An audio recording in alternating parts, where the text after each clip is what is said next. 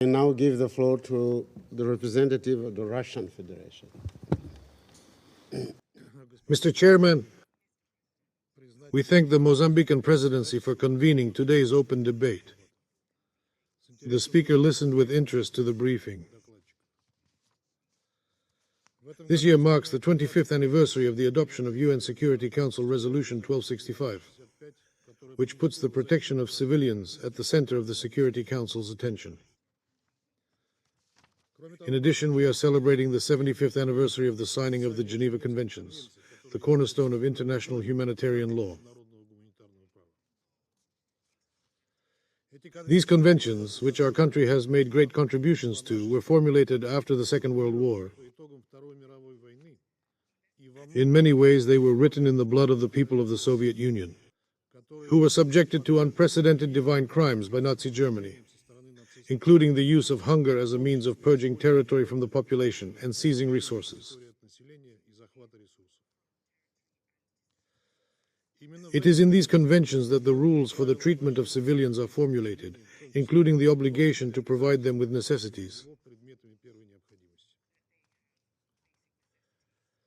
Today, famine is being used as a means of warfare in Gaza, with the support of several delegations sitting in this hall. According to the Secretary General's report on the protection of civilians, 90% of Gaza's population was severely short of food during the armed conflict as early as last December. Now, the existence of famine in Gaza is recognized by everyone. Humanitarian aid has effectively stopped since the Israeli military took control of the Palestinian part of the Rafah crossing. However, the ceasefire needed to end hunger has never been implemented. The relevant requirements adopted by the Council in Resolutions 27 and 28 were ignored by Israel, while some Council members condoned them, who called them optional.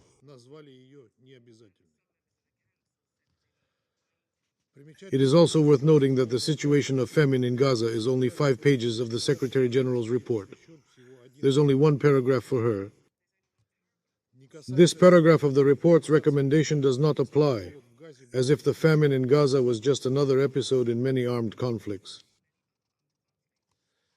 It is important to note that the report refers to the unprecedented civilian death toll in Gaza as a result of what I call a strong Israeli military response after the Hamas attack. However, the report continues to maintain a verbal balance, which they say may be the result of deliberate or disproportionate and legitimate strikes.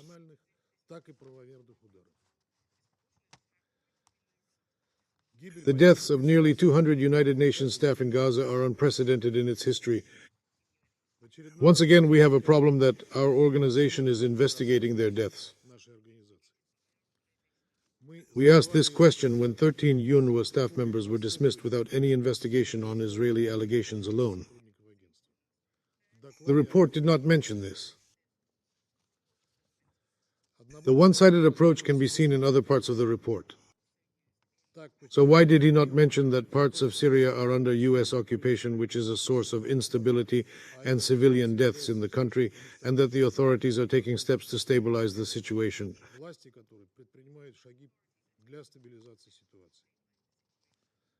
Mr. President, the information contained in the report on the situation in Ukraine is a regrettable example of double standards. First, for example, unlike the description of the situation in Gaza, the Secretary General forgot to point out that the special military operation was launched in response to years of shelling and bombing of Donbass. We are asked to forget the thousands of civilians who died, including more than 100 children at the beginning of 22-10-22. Second, it pretends that there are no daily attacks on civilians and targets in Donbass, Luhansk, Belgorod, and other regions of Russia by Western weapons.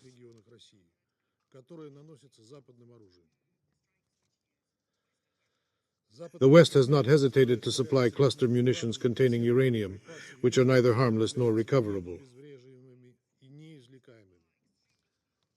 There are many examples of the use of the Heinz complex of the United States and the missile systems of the British Sendu parties for civilian purposes. In February 2022, artillery shelling in these areas killed more than 4.6 million civilians, including nearly 200 children. Several thousand people, including more than 300 children, were injured, and about 100 civilian explosions, including 9 children, were recorded. On the prohibited PFM anti-personnel mines, a petal of the Ukrainian armed forces was scattered on the land of Donbass.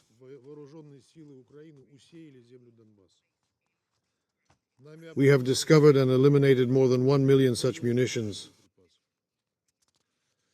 The military potential of almost all NATO countries is used not to target military facilities, but to target densely populated areas and destroy Russian civilians.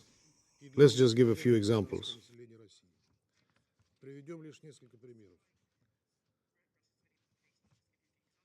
On December 29, 2023, about 300 rounds of ammunition were fired at civilian targets in the Donetsk People's Republic. Schools, technical schools, residential buildings, and infrastructure were damaged.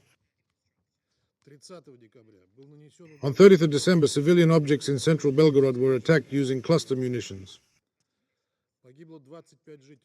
25 residents were killed, including 55 children. DPR injured 12 people that day. On the night of December 31st and January 1st, Visuna was shot by MLRS in central Donetsk. 17 civilians were injured. The shelling of Belgrade continued on January 2nd. On January 5th, a cluster munition was fired at the throat. On January 7th, the night before Orthodox Christmas, 15 civilians were injured in the shelling of CU. On February 15th, another attack on a peaceful district of Belgrade killed 7 people, including a newborn. 19 people were injured, including 4 children. A boy was killed in shelling of a village in Bryansk Oblast. On January 8th, Belgorod was shelled. Multiple systems. Czech vampire fire. Most recently, on May 12th, the Kiev regime fired missiles at Belgorod, and Alka was also a vampire. As a result, 5 attacks occurred in a day, and an entrance to a multi-story residential building collapsed, killing 15 civilians and injuring 17 others. Among the victims was a 1.5-month-old child. Mr. President, the report refers to some investigations currently being carried out by the Kiev regime, including the destruction of the Kakhovskaya Dam under the ECO clause. We hope that we are talking about investigating the activities of the leaders of the armed forces of the Zelensky regime who committed this crime, as we warned General Starr in our letter of October 21st, 2022. We also expect the investigation to extend to the supplier of the Heinz missile that destroyed the dam, and it is well known that the target of the missile is agreed with the supplier.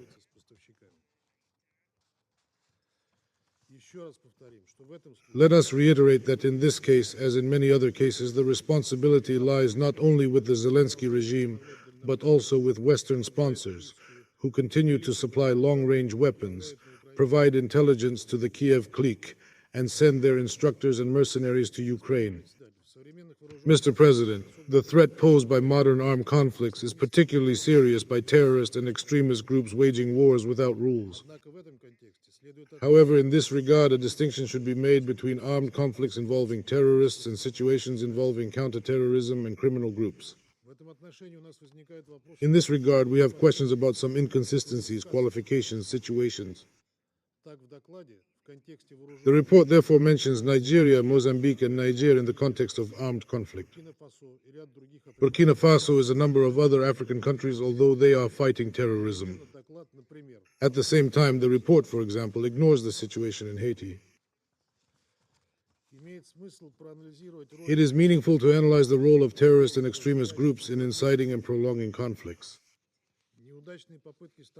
The failure of Western countries, especially France, to combat terrorism in Africa has also led to armed conflicts in practice. Mr. President, I would like to point out that the report finally draws attention to the negative impact of unilateral coercive measures on humanitarian activities in armed conflicts, although it does not mention the negative impact of unilateral coercive measures on humanitarian activities. I think this is an important step that needs to be further developed. Russia held a special meeting of Security Council members under the ARIA formula, which demonstrated the negative impact of unilateral sanctions on counterterrorism. We believe that the impact of armed conflict on humanitarian activities must be given due attention and assessment by the OIC. It is worth mentioning that the Secretary General's separate report under this agenda item is devoted to this topic, and I thank you. I thank the representative of the Russian Federation